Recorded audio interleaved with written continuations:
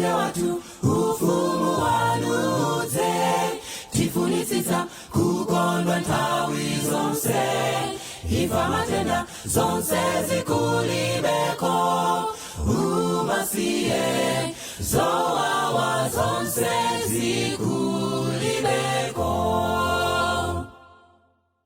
Atate watu ufumu wanuze tifunisisa kukondwa nthawi zonse ifa matenda zonse zikulibeko umasiye zowawa zonse zikulibeko uko maluwa safota maluwa safota maluwa safota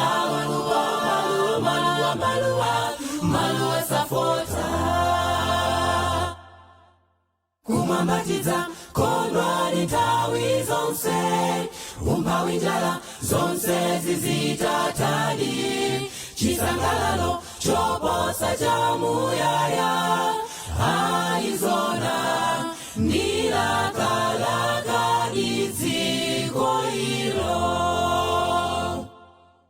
kumambatiza kondwa ni nthawi zonse umphawi njala zonse zizitatadi chisangalalo choposa chamuyaya aizona nilakalaka iziko ilo uko maluwa safota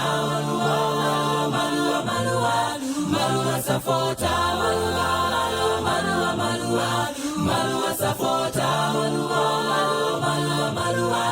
maluwa safota maluwa safota maluwa safota maluwa safota maluwa safota maluwa safota maluwa safota maluwa safota maluwa safota maluwa safota maluwa safota.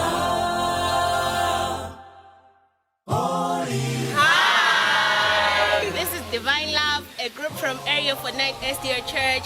Thank you for watching our video Maluwa. Watch us for the next video, Holy Holy.